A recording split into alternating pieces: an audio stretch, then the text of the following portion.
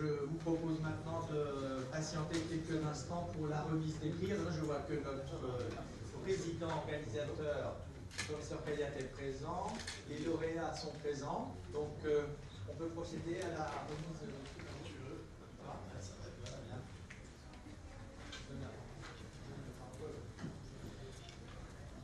Mes chers amis chirurgiens, c'est un plaisir pour l'oncologue médical que je suis de vous recevoir, de vous accueillir dans ce congrès international. Vous savez qu'il a lieu depuis 1985, ça va être la 28e édition je pense, et depuis plusieurs années nous avons décidé avec certains de vos collègues de l'académie de chirurgie de créer cette session afin que des échanges puissent se produire entre les chirurgiens, davantage d'échanges puissent se produire entre les chirurgiens et les oncologues médicaux. Je suis ravi que cette année, encore une fois, ça a marché. Et puis la Fondation Havel, que je préside, et qui œuvre dans le domaine de la lutte contre le cancer, a décidé il y a maintenant plusieurs années de remettre des prix pour des achievements, pour des réalisations faites par des équipes chirurgicales dans le domaine de la chirurgie du cancer. Ces prix ont évolué dans le temps et depuis quelques années, finalement, aujourd'hui, il y a deux prix, un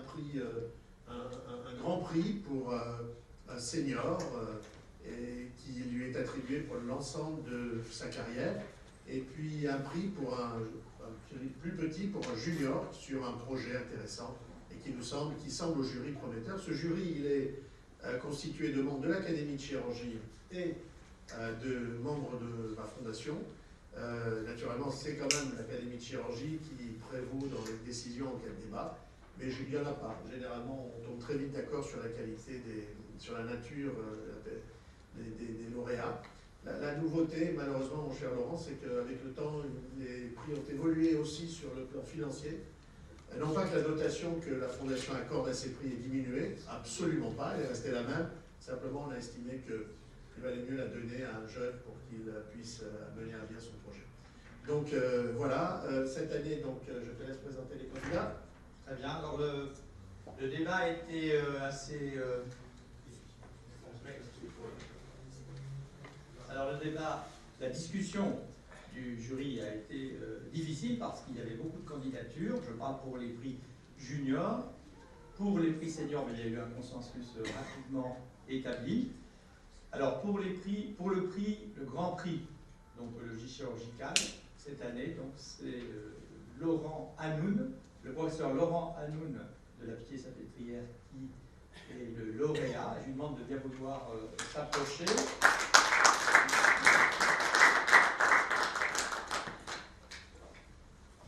On va te remettre, Laurent, si tu veux venir,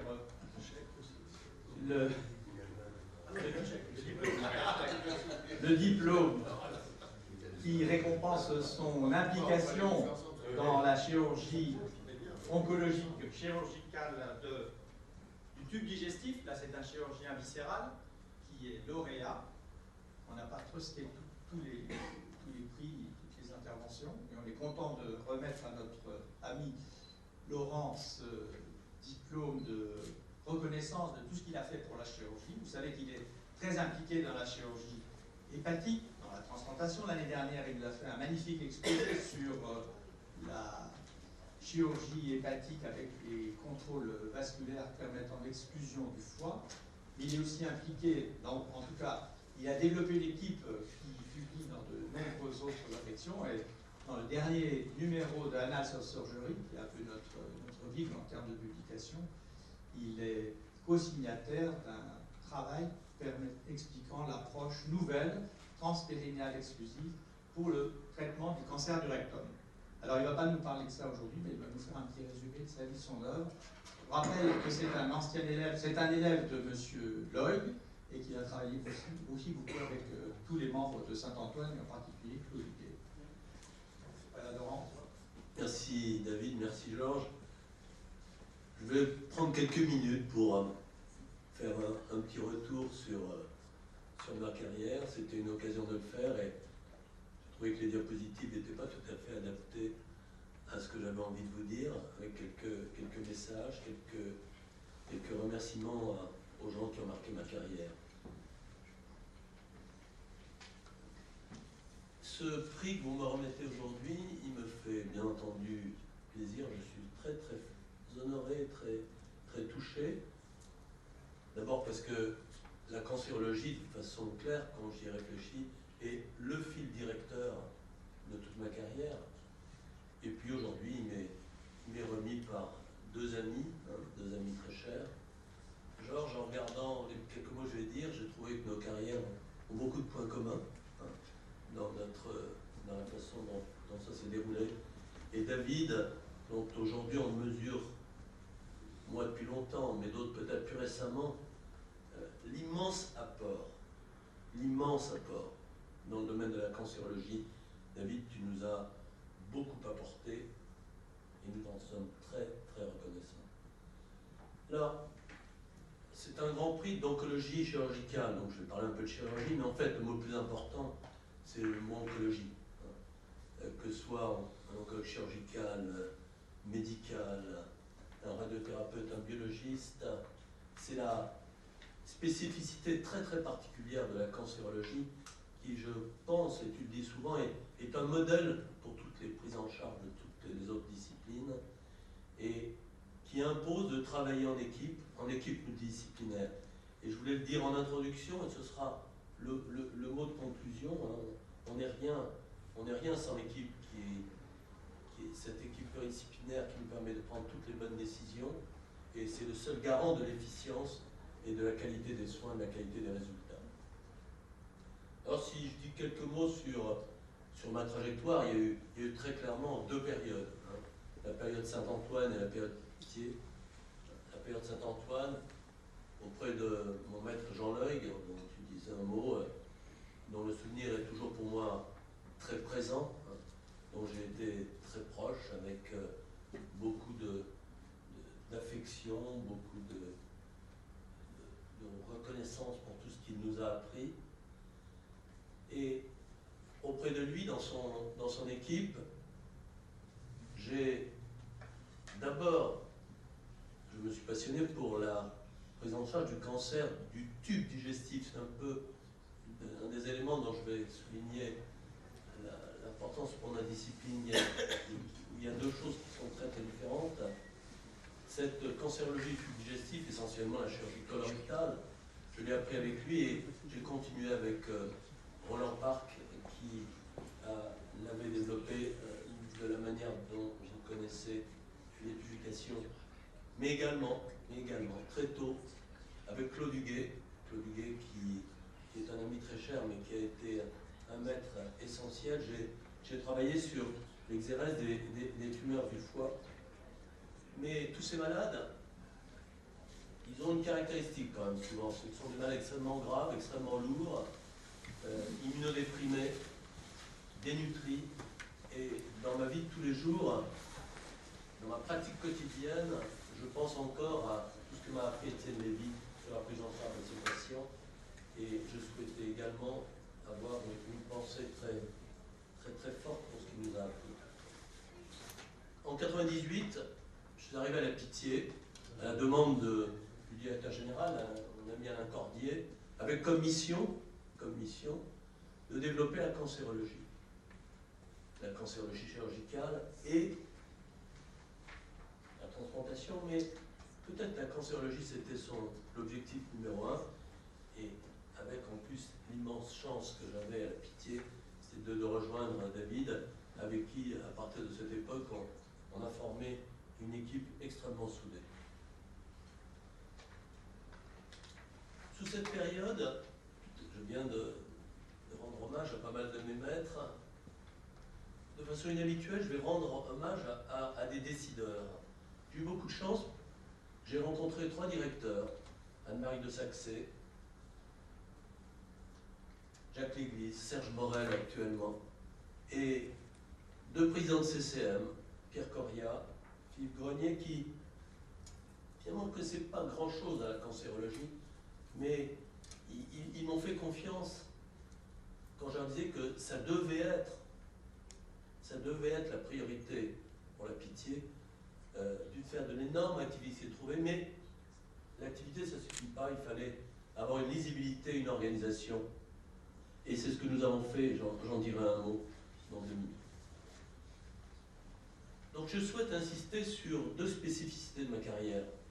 D'une part, la prise en charge de toute l'oncologie digestive, c'est-à-dire l'oncologie du tube digestif et la prise en charge des tumeurs hépatogliopancréatiques. Alors, pour moi, pour toi, Georges, je trouve que c'était un seul homme, hein. Bon, il y a d'autres dans cette salle, qui prenait en charge tous ces patients. C'est fondamental pour des situations les plus difficiles, avec des prises en charge du primitif, des métastases et des raisonnements qui ne peuvent pas être trop fragmentés. Alors demain, nous savons que la spécificité pour nos élèves est obligatoire et ils vont, dans mon équipe déjà, hein, tu l'as dit il y a 2 minutes, se séparer en chirurgie du tube digestif et chirurgie hépatobiliaire. Mais même si les hommes se séparent, moi je pense qu'il est fondamental qu'on reste dans une même équipe extrêmement soudée pour le raisonnement de ces situations les plus graves. Et la deuxième chose, c'est la passion. En dehors de la chirurgie, j'avais vraiment une passion pour l'organisation transversale de la cancérologie, et c'est ce que nous avons mené avec David à la Pitié. Alors, ces 2 spécificités sur la chirurgie colorectale, chirurgie hépatique, j'avais envie de prendre deux exemples très très rapidement. Toute ma carrière, je me suis passionné pour la formation de nos élèves dans le traitement du cancer du rectum. C'est une des choses les plus difficiles à apprendre à nos élèves. Hein. On sait qu'il faut de très très longues années. Et c'est assez amusant de voir en chirurgie comment les choses évoluent et on revient quelquefois à des choses déjà démontrées. Dès mon clinica, 77, 78,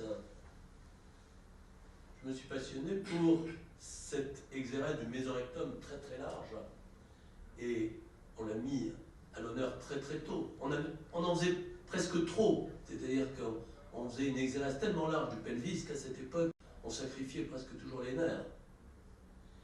Et le rétablissement de la continuité, on le faisait selon Babcock.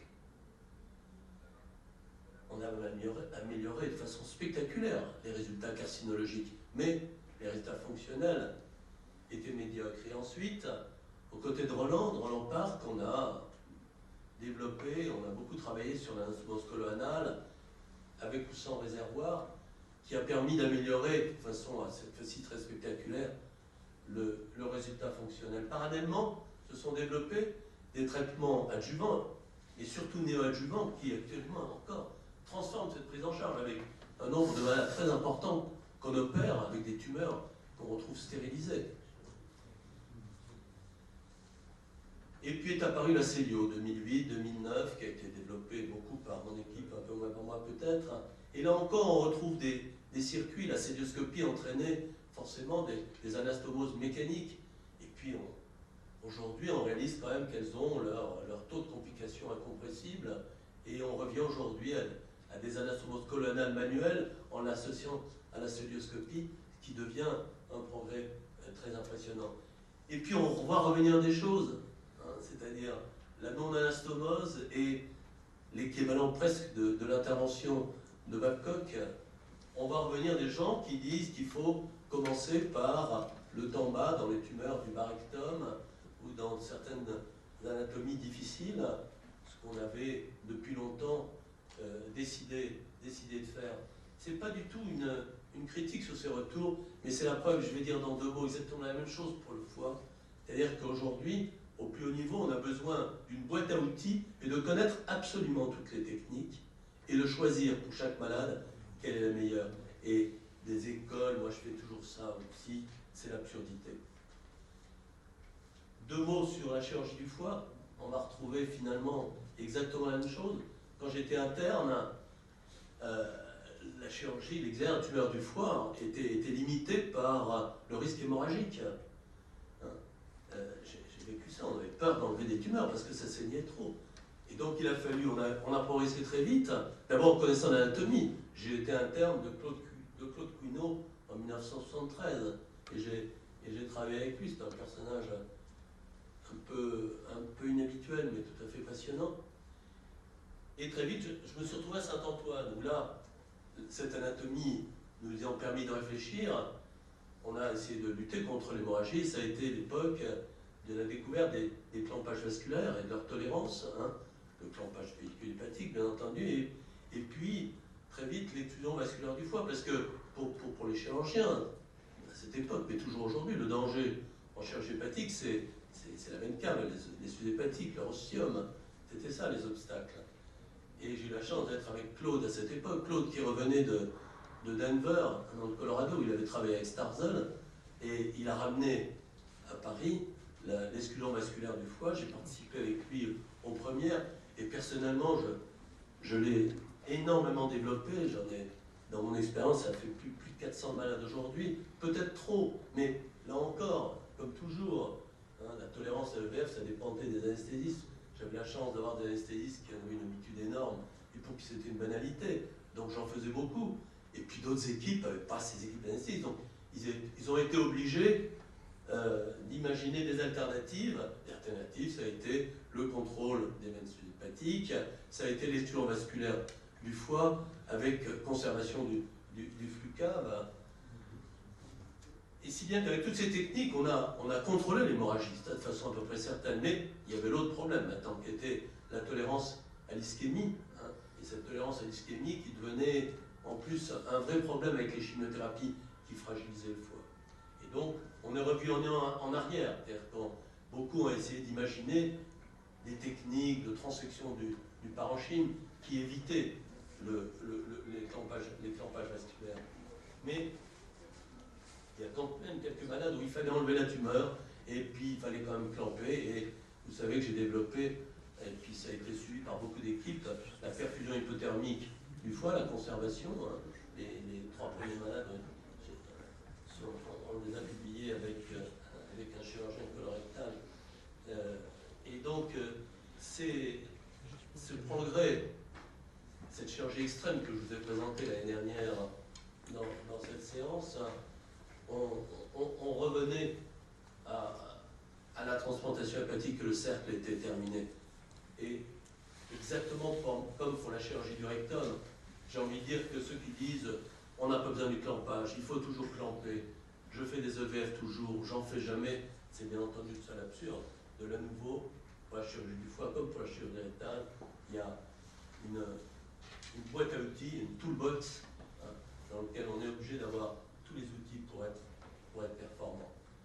Et juste un mot, j'ai terminé, pour dire qu'à côté de toute cette partie technique, chirurgicale, j'ai été passionné par l'organisation de la prise en charge des malades atteints de cancer.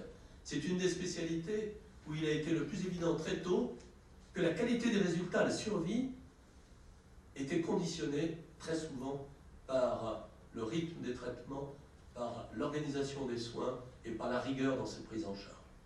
Si bien que depuis il y a une dizaine d'années, j'étais venu voir David, j'avais dit écoute, la pitié n'a pas une lisibilité suffisante en cancérologie, et est-ce qu'il ne faut pas aller plus loin? Il m'a dit oui, on a créé ce qu'on appelle le SIO, le site intégré d'oncologie. D'emblée, il m'a dit, quel que soit le titre qu'on choisira, il faut qu'il y ait le mot intégré. Intégré, ça veut dire organiser les soins avec la collaboration de tous. Et on a voulu créer un véritable CLCC, un véritable centre de lutte contre le cancer à l'intérieur d'un CHU, hein, en prenant tout ce qu'il y avait de bon dans les CLCC, en laissant ce qu'il y avait de moins bon, et en sachant qu'à l'intérieur de CHU, on avait en plus toutes les autres spécialités médicales, parce qu'on connaît, hélas, les complications importantes de la chirurgie et des traitements non chirurgicaux, avec une prise en charge médicale, que ce soit le cœur, le poumon, la neuro, de toutes les autres complications sur place. Et je termine sur le mot qui était l'introduction, hein, cette organisation transversale, c'est à nouveau la démonstration de ce travail multidisciplinaire qui est le seul garant en cancérologie de la qualité des résultats. Merci encore.